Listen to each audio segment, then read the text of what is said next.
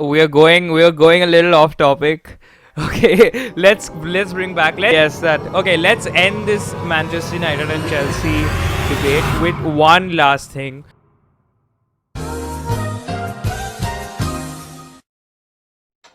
Hello, people. I'm David, I'm Travis, and we bring you the latest, biased honest opinions on football news reviews and previews. in football today. You're watching The Goal Post.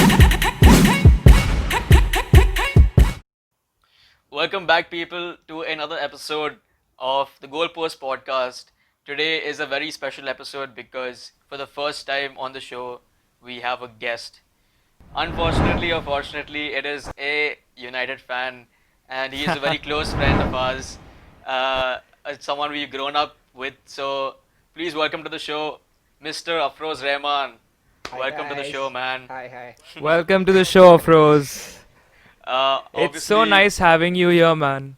I feel the yeah. same. I feel really honored to be on the show, your first guest, and I can't look for. I'm just looking forward to it, man. Yeah, I mean, today's going to be a relatively tense discussion. I'm hoping at least. But if you guys don't know, unfortunately or fortunately, Afroz has, for no apparent reason, picked United when he was growing up. Come on, man. It's And it's always it's always that you go with the heart. It's where your heart leads you. yeah. Shoot.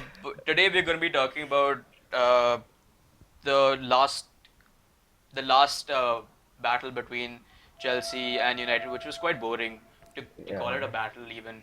But we're gonna get into the details of it. A lot of different topics to discuss.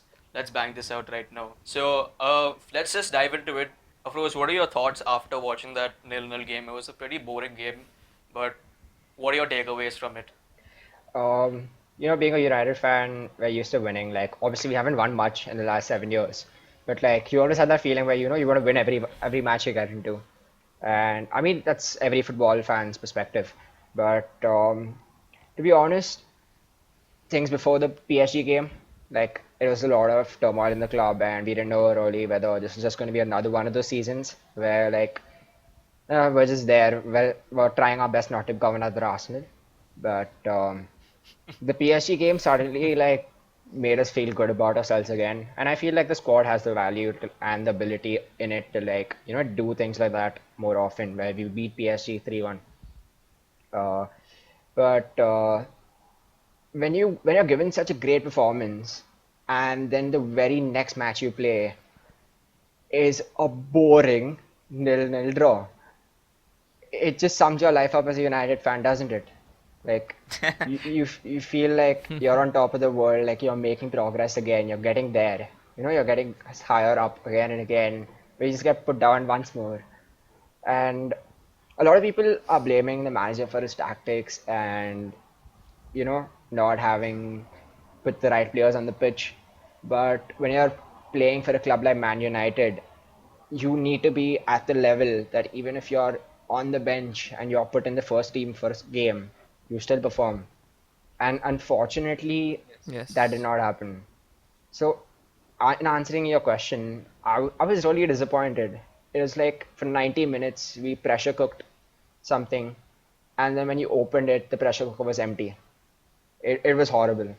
Yeah, so like he said, like Afroz mentioned, it was an annoying game to watch because we all have. I mean, Chelsea fans have a lot of expectations going into this season with the transfers we made, the progress we made as a club. With the board being on the same page with the manager, and the congruence throughout the club is there. We are developing our youth. Our women's team is coming up, and so the overall atmosphere at the club is so good and it's so positive. So obviously, our Chelsea, all our fans are extremely hyped for this whole season because we expect big things, and we're used to getting big things because of the way our club has been running over the past couple of years. We know when things go wrong, we'd sack the manager, we'd get in someone new and change the whole system up, and then and it kind of worked because uh, Sari came in his first season. He got us the Europa, got us top four. Before that, Conte was there. He won the league. Jose That was pretty Mourinho's impressive. Jose Mourinho came in. He won the league with us. So like this routine of switching managers, switching the things up, switching the system, creating a positive atmosphere again within the club, listening to the fans.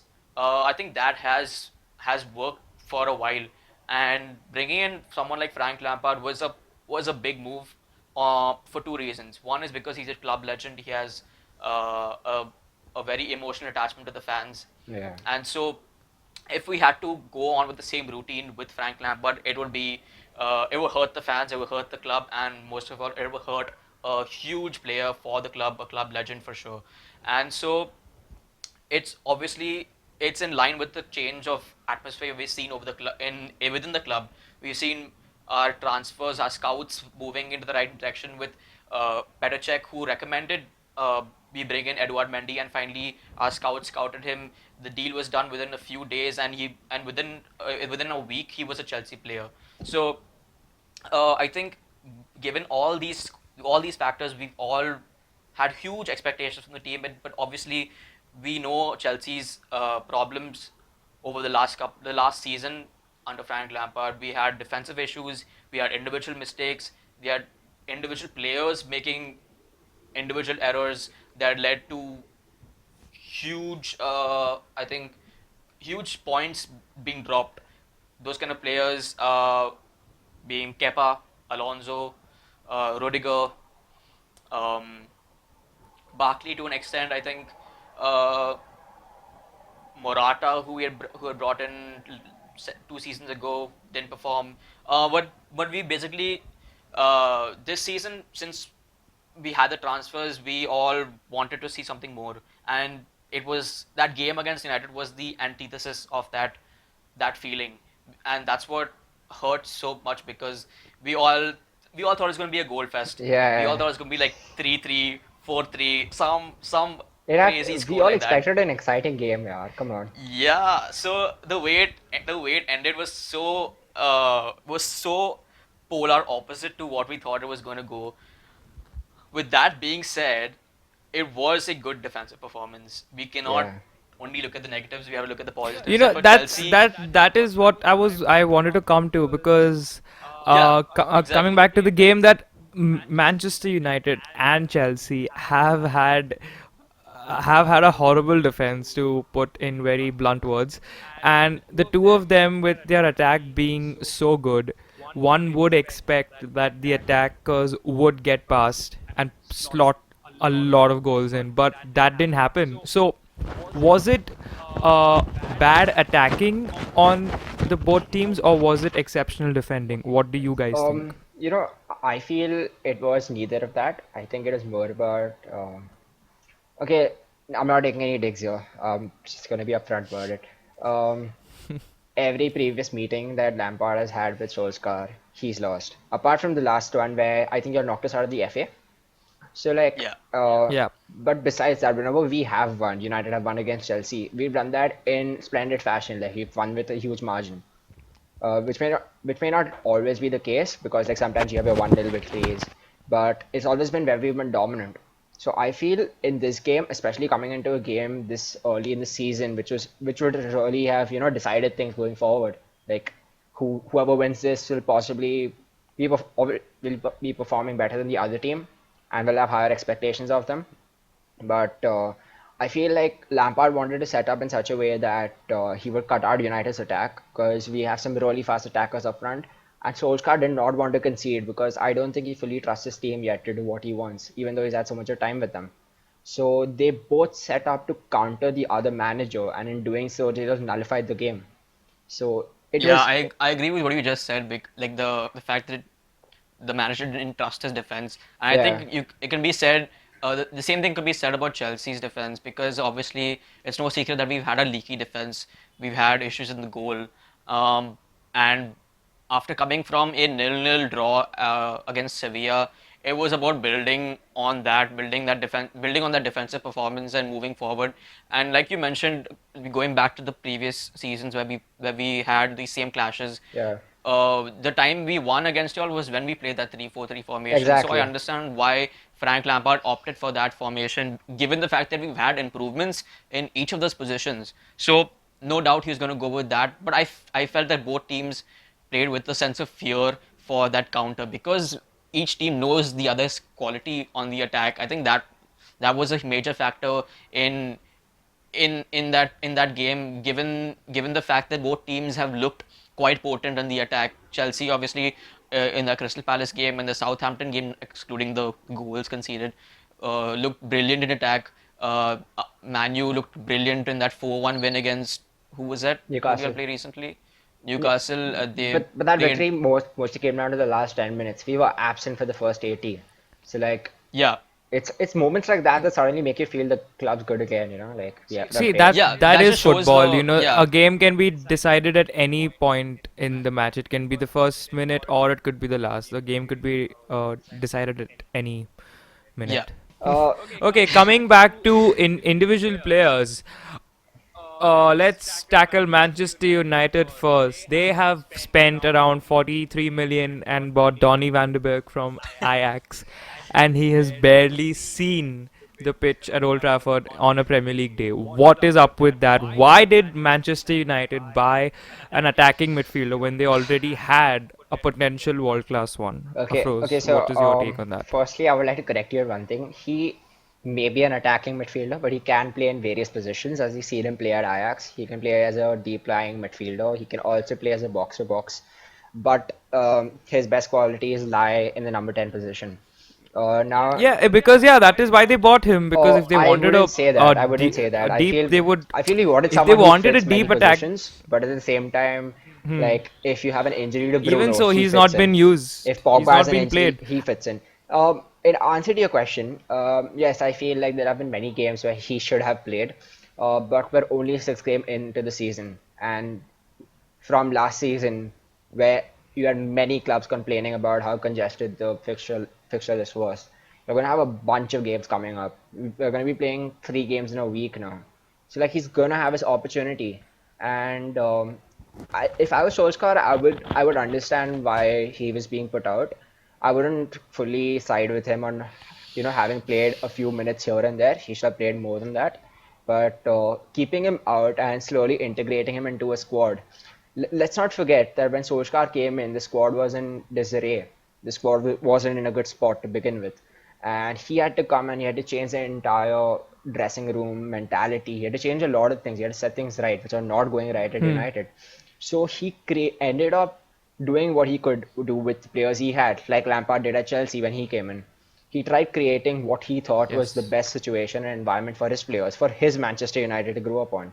And he already has the set of players there who fit his criteria. He obviously wants to improve on that. So when he brings in a new player, it's like it's like bringing in a new player into a club. Let's take Madrid for example when they were UCL winners.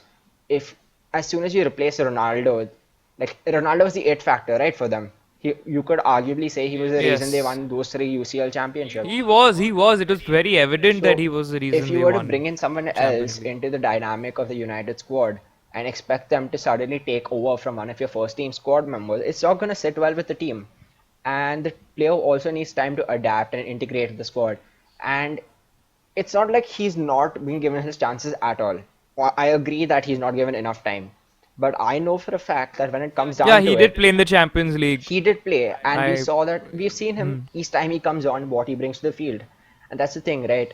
Every time we see that, and then the next week we have a game where we draw, and the United fans are like, where is Donny van de Beek?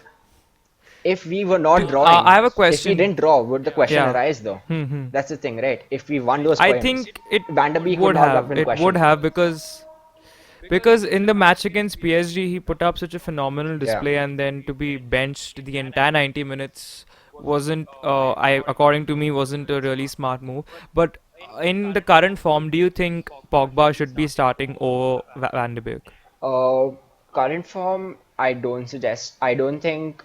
See, the thing is, as I said, I haven't seen enough of Van de Beek to say that he deserves a starting spot. I've seen enough to say that he should be playing more. Now, the thing with Pogba is on current form, he also had the coronavirus recently, which, as we all know, can be really exhaustive for your body. So, even Solskjaer just recently in his last interview admitted that he may have probably rushed Pogba in too soon. And that's, in that case, he should have played Van de Beek. So, I feel on current form, Van de Beek should be playing over Pogba mainly for one reason and one reason only. Pogba needs his rest. Because on his day, Pogba can be the best midfielder in the world, and there's no arguing that. The things that he brings to the team, to any team that you put him in, those are unrivaled. The problem is consistency, of course, but on his day, Yeah, Pogba I was just starts gonna over get to Van der that. Beek any day for me. I was just gonna get to that with regarding Pogba. You said that he's undoubtedly one of the best midfielders in the world on his day, Yeah. and I agree with that to an extent because when was the last time we saw a a best midfielder of in the world performance by Pogba?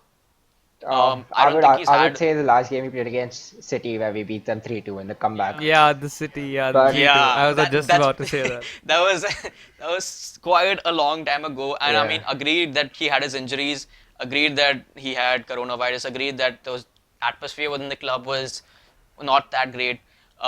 Given all those factors, I would still think that Pogba and the kind of motivation he has as a player, because we know he performs well for yeah, his country, yeah, no doubt about that. no doubt about that. He was a world class talent, and I mean I don't see him living up to that. I don't know the reason for that. Maybe it's just down to match fitness and coronavirus and things like that. But uh, what is the solution according to you for this Pogba problem? I feel in terms of like having been injured and the corona and all of that, he's been given a lot of chances to prove himself, and on occasions No he doubt. has. Most occasions he has failed to impress. Uh, See, my biggest thing is you would rather want to play Pogba in your team than not play him in your team. Because when there's a problem, like you're nil-nil throughout the entire game, this guy, all he needs is one long pass up the field and a good attacker ahead to get the ball. Very rarely do you see people putting those long balls in anymore in the current game. Everything is so tactically precise, like you don't want to give the ball away, hold possession.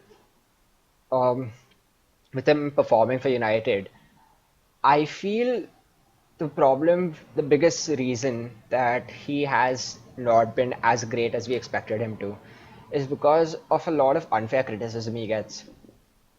I'm not using that as an excuse, but that's just my opinion of it. When you're a player who's coming back to your club, to a club that you left, and you're being signed for a world record fee, there's a lot expected from you. And then being human, you're obviously going to like sometimes not live up to that price tag or the expectations. And in those moments is when you need your fans to back you the most. The problem with United is, United fans, I would say, especially, is that, like I said earlier, we're so used to success that when we don't have a single result go our way, we suddenly tend to lose all hope and we turn on our own players. The real United fans are those who stand behind their club even in bad times. And I feel coming to Pogba, we need to back him to the hill, even if like next week he comes out and puts out a bad performance. Because the moment he gets his stuff together, the moment he clicks, there's not going to be anything stopping him. You could say this is the optimistic side of being a United fan, and obviously a more pragmatic way would be to like cut your losses and move on. But like I said, you'd rather have Pogba playing in your team than for someone else, right? How long do you think that Pogba will be given these chances to Yeah, get back into his prime or his best version of himself? How yeah. I was long Um, do just you gonna think say, the where do you United kind fans will be waiting? okay, yeah, so where do you draw that line? Yeah. realistically speaking, I think if we have to see any part of that, a glimpse into that form that I am, glorifying about him, it has to be this season. Speaking about the France, you said when Pogba his last influential performance was when France won the World Cup. You know, a lot of players. I mean, this is just a fact that I'm just gonna throw out there. A lot of players from the World Cup winning squad of of France have just completely died out, and they're nowhere. I mean, either their form has dropped, or they aren't playing for the team, or they're benched, and it's pretty funny because like a couple of years back they were on top of the world. See, the way that the game has evolved tactically, it's really impossible for teams to go on a dominating run. Like, I doubt we will ever see another Arsenal invincible season, right? From any other club in the world. So, like, this France squad that we saw in 2016, right? No, that wasn't 16, that was 18. 18, sorry. 2018, the performances they put up, the goals they scored, we should be we should be happy that we got to see it because in the days to come, in the years to come, you're not going to have teams dominate like that anymore. So it is understandable that their players would drop in form since they're away from each other because as a team they're really good. There's no denying that. But I feel everyone was in the best position that they could possibly be in when they were in the World Cup. You have a lot of players who are aging out of that squad now, who are going to go past their prime. You have a lot of players who are getting into their prime now. And you have a lot of players in the France squad who are ones to watch for the future. So like, I feel like even though their form has dipped, not everyone, I would still say Mbappe is performing at some crazy levels in the Liga. But you can't really say that that they're a done deal because for all you know, next World Cup they could be contenders again, even though none of their players have been brilliant at their I squad. mean, with the names on the team sheet, they definitely are. I mean, that's a Yeah, no-brainer. I also But think anyways, it's a tactical thing as well. I think we've seen the game evolve from being a midfield dominated game to a winger dominated game. I think 4-3-3 is now become the ideal, the most common formation from the 4-2-3-1. We've seen the 4-4-2s, number yeah. or 10, 4-4-2. The the 4-4-2 is number so 10 common role. back then.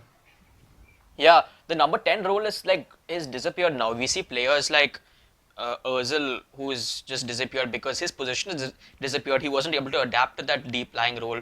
We know Cruz and Modric played that number 10 role, but now they've adapted to that 4-3-3 formation, playing that deeper, creative playmaker kind of role. We've seen Mason Mount do that. He's also playing on the wings, but he's just versatile. We know that players like Havertz is kind of doing that now, but he still has to figure that out. But basically, what I'm trying to get at, De Bruyne is another player who has kind of figured that out. That He's and adapted he's adapted beautifully. beautifully I to that feel position. most attacking midfielders have now turned into central midfielders with an attacking Yeah, mindset, and that's the best way to I prolong their and careers.